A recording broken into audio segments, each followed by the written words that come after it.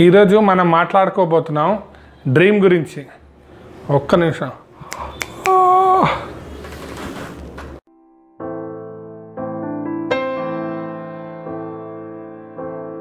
Hi, నమస్కారం. Welcome to మన YouTube channel వెలుగు వైపు ప్రయాణం. ఈరోజు నేను చెప్పబోయే టాపిక్ డ్రీమ్. డ్రీమ్ అంటే నాకు తెలియనప్పుడు ఎవరన్నా డ్రీమ్ అంటే మన నిద్రపోయాక కల్లో వచ్చేదే డ్రీమ్ ఏమో అనుకునేవాడిని. కానీ ఇది ఆ డ్రీమ్ కాదండి. ఇది మనల్ని మెలకుగా ఉంచుతూ నిద్రపోకుండా చేసే dream. Okay, before going further about dream, let me give an example about dream. మీరు ఒక ₹1 కోటి పెట్టి ఒక కారు కొన్నారు. దానికి ₹1,00,000 పెట్టి ఇంటీరియర్ డెకరేషన్ చేయించారు. దానికి ఒక 10,000 పెట్టి పెట్రోల్ పోయించారు. సరే, ఇంకా పోనీ అన్నారు డ్రైవర్ తోటి. డ్రైవర్ అన్నారు, ₹10 ఇవ్వండి సార్, గాలి కొట్టిస్తా అన్నాడు. అప్పుడు మీకు డౌట్ వచ్చింది, ఏమిటి ₹1 కోటి కారు కూడా టైర్లలో గాలి ఉండాలి ముందుకెళ్ళాలంటే అని డౌట్ వచ్చింది. ₹1 కోటి కారు అయినా ముందుకెళ్ళాలంటే ₹10 గాలి అవసరం. అలాగే మీ జీవితం అనే వెహికల్ కూడా ముందుకెళ్ళాలి అంటే మీకు డ్రీమ్ అనేది ఎంతో అవసరం. Now let us divide the whole world into 2 parts. ఒకటి డ్రీమ్ ఉన్న వాళ్ళని, 2 డ్రీమ్ లేని వాళ్ళని. అమ్మో, డ్రీమ్ లేని వాళ్ళు ఎక్కువ మంది ఉంటారుగా, అందుకే ఈ బరువుగా ఉంది. Right, as per the research మీరు ఒక 100 మందిని తీసుకున్నారనుకోండి, అందులో only 5 people will have dream. 95% people will not have any dreams. So 5% people ఏం చేస్తూ ఉంటారు అంటే వాళ్ళ డ్రీమ్ కోసం పనిచేస్తూ ఉంటారు. 95% ఆఫ్ ది పీపుల్ కూడా డ్రీమ్ కోసమే పనిచేస్తుంటారు.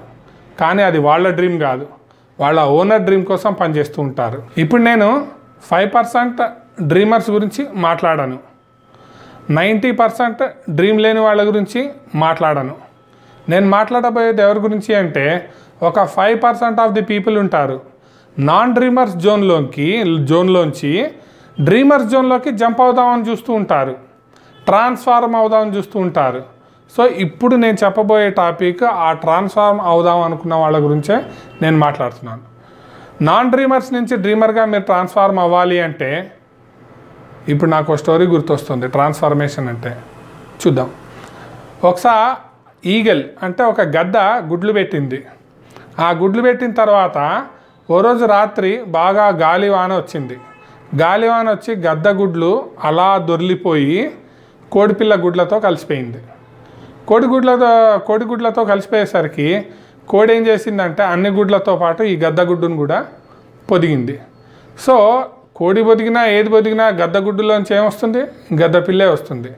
కానీ దాని చుట్టూ ఏమున్నాయి? కోడి పిల్లలు ఉన్నాయి.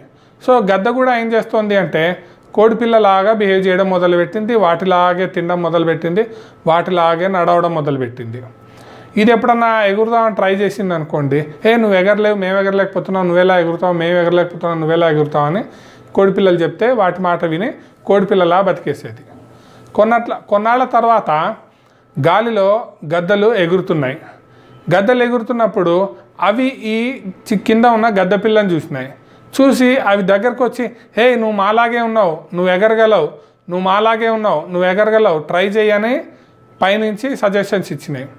కింద నుంచి అది విని కోడిపిల్లలు, నువ్వు ఎగరలేవు, నువ్వు చిన్నప్పటి నుంచి మాతోనే ఉన్నావు, నువ్వు ఎగరలేవు అని చెప్పి దీనికి ఇన్స్ట్రక్షన్స్ వస్తున్నాయి. సో ఇప్పుడు ఆ గద్ద పిల్ల ఏం చేయాలి? పైన గద్ద పిల్లలను చూసి వాటి సజెషన్స్ చూసి ఎగరాలా, కింద కోడిపిల్లలతో బతుకుతోంది కాబట్టి కోడిలాగా ఉండిపోవాలా? ఇప్పుడు ఏ నిర్ణయం తీసుకోవాలి అన్నది గద్దపిల్ల చేతిలో ఉంది. ఈ గద్దపిల్ల ఏ నిర్ణయం తీసుకున్నది అన్నది మనకు అనవసరం. మనలోనే చాలామంది ఈగల్స్లా ఉన్నారు, కానీ వాడు కోడిపిల్లల మధ్య బతుకుతున్నారు.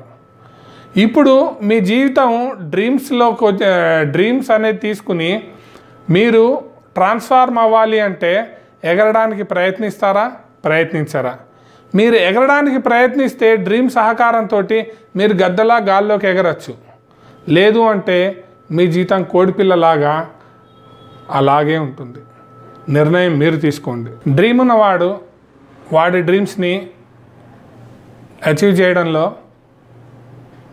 గద్దలాగా గాల్లోకి ఎగురుతాడు. డ్రీమ్ లేనివాడు డ్రీమ్ ఉన్నవాడి కింద పనిచేస్తుంటారు. డ్రీమ్ అనే టాపిక్ గురించి చాలా కొటేషన్స్ చాలా మనం చూస్తూ ఉంటాం. వీళ్ళందరిలోకి మన దివంగత రాష్ట్రపతి భారతరత్న అబ్దుల్ కలాం గారు ఒక కొటేషన్ చెప్పారు, అది నాకు బాగా నచ్చింది. No dream is a crime అన్నారు. అంటే మీకు డ్రీమ్ లేకపోవడం అనేది ఒక నేరం అన్నారు.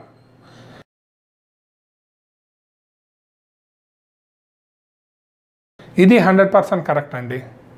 సో కాబట్టి ఏంటంటే ఇప్పుడు మీకు డ్రీమ్ అంటే ఏం తెలిసింది.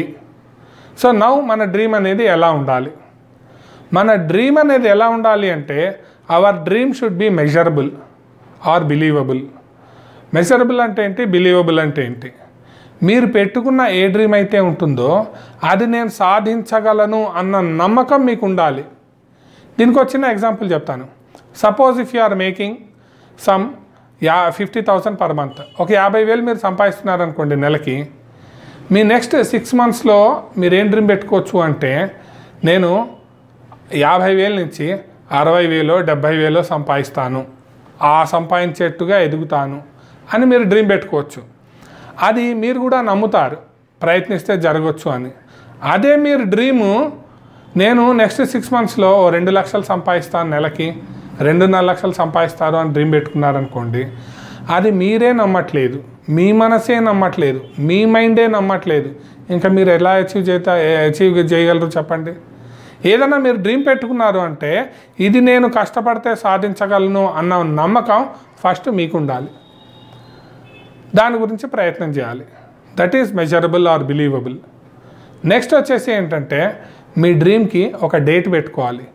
ఈ డ్రీమ్ని నేను ఇంత లోపల సాధిస్తాను. మళ్ళీ ఇంకా డీటెయిల్గా వెళ్ళాలి అంటే డ్రీమ్స్ని మీరు long term dreams, short term dreams, middle term dreams అని పెట్టుకోవచ్చు. సో ఇప్పుడు మీరు 6 monthsకి పెట్టుకున్న డ్రీమ్ ఏదైతే ఉంటుందో షార్ట్ టర్మ్ డ్రీమ్స్ కింద పెట్టుకోవచ్చు. సో ఇప్పుడు దాని గురించి మాట్లాడుకుందాం. సో మీరు డ్రీమ్స్ పెట్టుకునేటప్పుడు కూడా కొత్తగా డ్రీమ్స్ అనే పదానికి కొత్తగా ఉన్నవాళ్ళు ఒక్క డ్రీమ్ తోటి స్టార్ట్ చేయండి, చిన్న చిన్న డ్రీమ్స్తో స్టార్ట్ చేయండి. ఒకేసారి పెద్ద పెద్ద డ్రీమ్స్ పెట్టుకోకండి. డేట్ పెట్టుకున్న తర్వాత మీరు డ్రీమ్స్కి డేట్ పెట్టుకున్నారు అంటే ఆ డేట్ మిమ్మల్ని పరిగెత్తేట్టు చేస్తుంది. నా డేట్ దగ్గరకు వస్తుంది, నేను కష్టపడాలి, నా డేట్ దగ్గరకు వస్తుంది, నేను కష్టపడాలి అన్న ఆతృత మీలో ఉండాలి. ఆ ఆతృత ఉంది, మీరు కష్టపడి పనిచేస్తున్నప్పుడు మీరు ఆ డేట్ లోపల డ్రీమ్ అచీవ్ చేసినా పర్లేదు, అచీవ్ చేయకపోయినా పర్లేదు. అచీవ్ చేయకపోతే ఎందుకు అచీవ్ చేయలేదో చూసుకోండి. ఆ డ్రీమ్ యొక్క డేట్ని కొంచెం ఎక్స్టెండ్ చేసుకోండి. ఎక్స్టెండ్ చేసుకొని మళ్ళీ ప్రయత్నించండి. ఇలా మీరు డ్రీమ్ కోసం కష్టపడుతూ ఉన్నప్పుడు తప్పకుండా మీరు డ్రీమ్ని అచీవ్ చేయగలరు. ఈ డ్రీమ్ అచీవ్మెంట్ ప్రాసెస్ అనేది ఆ ప్రాసెస్లో ఉన్నప్పుడు మనం ఎన్నో కష్టాలు ఎదుర్కోవాలి, ఎన్నో ఎదురు దెబ్బలు తినాలి, ఎన్నో మిస్టేక్స్ చేస్తూ ఉంటాం.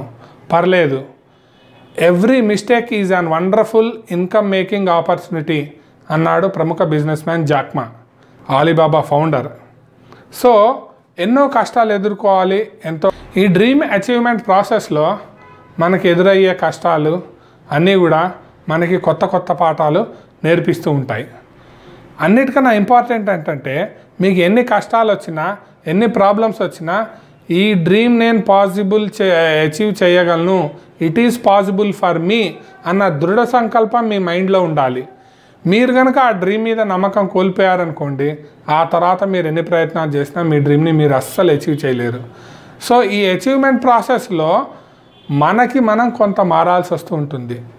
మీ పాత మనిషి మీలో ఉండి కొత్త డ్రీమ్స్ పెట్టుకుని నేను మారను కానీ నా డ్రీమ్ అచీవ్ చేస్తా అనుకుంటే మాత్రం కష్టం.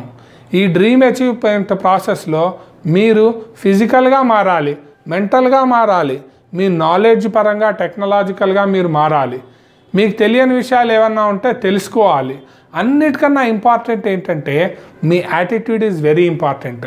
యాటిట్యూడ్ అనేది కనుక మనకి కరెక్ట్గా ఉంటే మనం డ్రీమ్ అచీవ్మెంట్ ప్రాసెస్లో ఎన్ని కష్టాలు వచ్చినా, ఎన్ని ప్రాబ్లమ్స్ వచ్చినా ఎదుర్కోవడానికి సిద్ధంగా ఉంటాం. యాటిట్యూడ్ అనగానే నాకు ఒక స్టోరీ గుర్తొస్తుంది, చూద్దాం యాటిట్యూడ్ అనేది ఎలా ఉండాలి. సో హిందూ బెనారస్ యూనివర్సిటీని మదన్ మోహన్ మాలవ్య గారు స్థాపించారు.